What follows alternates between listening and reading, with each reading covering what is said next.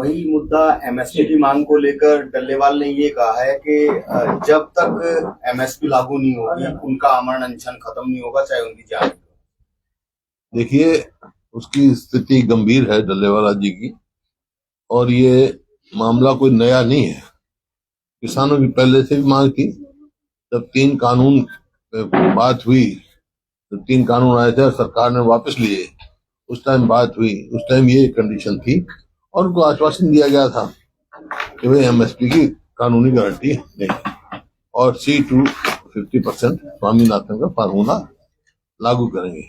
वही एक रास्ता है किसानों को कर्जे में डूबने से बचाने का। मान लो 2014 में 8 लाख करोड़ किसानों पे कर्जा था, पूरे देश के किसानों पे। अब वो 25 लाख करोड़ से भी ज्यादा हो गया, बल्कि 26-27 लाख करोड़ हो गया होगा। तो किसान कर्जे में डूबता जा रहा है।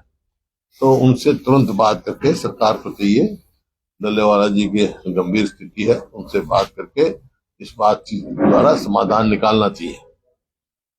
इसी मुद्दे को लेकर के राज्यसभा सांसद रामचंद्र जांगड़ा ने जो स्पीच दी कि हमारे यहाँ से 700 लड़कियां गायब हो गई और वही जिम्मेदार हैं हमारे यहाँ नशे का कारोबार, नशे का जो युवाओं में प्रचलन है।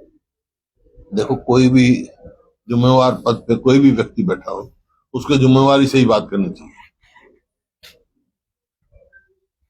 अच्छा, बेचौटाला भी जा रहे हैं खनौरी में तो सभी समर्थन कर रहे हैं। हम तो शुरू से, मैं तो जो ये बनाया था वर्किंग ग्रुप, उसमें भी ये रिकमेंडेशन थी, बहुत सारी मान ली गई थी और इन प्रोसेस थी, तो मानने की बात थी। उसमें यही हमारी रिकमेंडेशन थी, C2 50% का दिया जाए और कानूनी का। बीजेपी तो बार बार कह रही है किसान जो किसान है पंजाब के हैं, उन्होंने वहां से बात करनी चाहिए। किसने कहा? बीजेपी कह रही है। देखिए, किसान पंजाब का हो, हरियाणा का हो, यूपी का हो, मांग उनकी वाजिब है। जो बात थी उनकी, हमारी कांग्रेस पार्टी का भी यही फैसला है। अगर कांग्रेस पार्टी की सरकार रहती तो ये फैसला था भी एमएसपी की लीगल गारंटी देंगे और स्वामीनाथन C2 फार्मूला पर 50% प्लस 50% के ऊपर उनको देंगे। कांग्रेस की ये रायपुर में अधिवेशन हुआ था, उस कमेटी का अध्यक्ष मेरे को बनाया गया था और पूरी AICC में ये प्रस्ताव पास हुआ। Sir, one nation one election की तरफ देश जाने की प्रक्रिया में लग गया और ये कहा जा रहा है कि इसी सेशन में बिल आएगा उस चीज को। अरे क्या नई बात तो नहीं, 52 एक ही इलेक्शन होता था, 57 तक होते थे, तो बाद में हुए ये कई कारण। अभी आएगा बिल, देखेंगे क्या बिल लेके आते हैं। सर, आंसू गैस के गोले दागे जा रहे हैं, लाठीचार्ज हो रहे हैं, किसानों को आगे क्यों नहीं जाने दिए? देखिए, वही मैं कह रहा हूँ, ये अप्रजातांत्रिक है। कोई भी प्रजातांत्रिक देश में कोई भी अपनी बात रख सकता है। समस्या है उनकी समस्या सुननी चाहिए। और जब एक कोई अगर कानून हाथ में ले तो जरूर सरकार को करना चाहिए। पहले उनसे रखा गया भाई ट्रैक्टर ट्रॉली मत लेके आओ, वो मान गए। अब तो पैदल आ रहे थे, पैदल आने में भी क्या तकलीफ है, आना चाहिए, देना चाहिए था ताकि अपनी बात सुने, अपनी बात करें। दिल्ली में बात करने आए, जहाँ पे भी जाना चाहिए, सबका अधिकार है अपना बात कहने का। और सरकार के जिम्मेवारी बनती है सबसे बात करके जिसका समाधान निकाले। सर, अभी तक के कार्यकाल को किस तरीके से देखते हैं? जो हरियाणा में मौजूदा सरकार बनी है, तो अभी तक का कार्यकाल देखा जाए शुरुआती तौर का, तो किस तरीके से? अभी नहीं पता लगा आपको कार्यकाल का? कार्यकाल देखो ना, HPSC में करोड़ों रुपए पकड़े गए।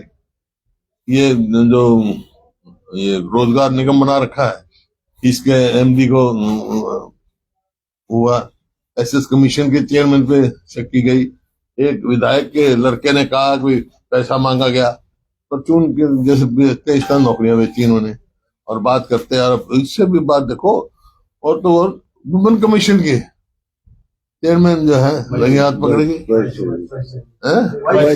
वाइस चेयरमैन रंगे हाथ पकड़ी गई। तो भ्रष्टाचार का तो आप देख ही रहे।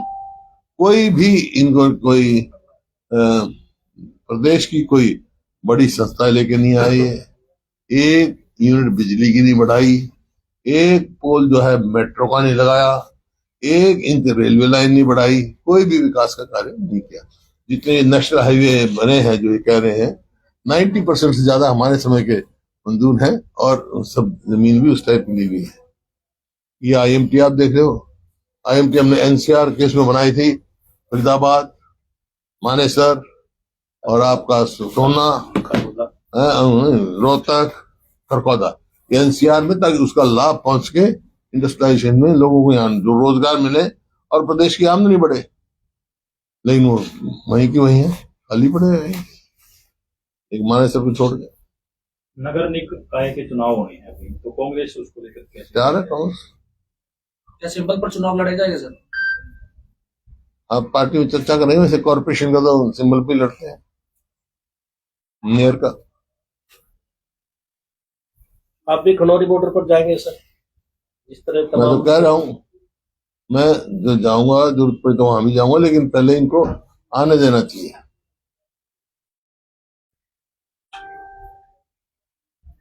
मैं कोई नंबर बनाने के चक्कर में नहीं हूं, मैं इनकी जेन्युइन मांगों का समर्थन करता हूं, समर्थन करती हूं, पूरी पार्टी करती है।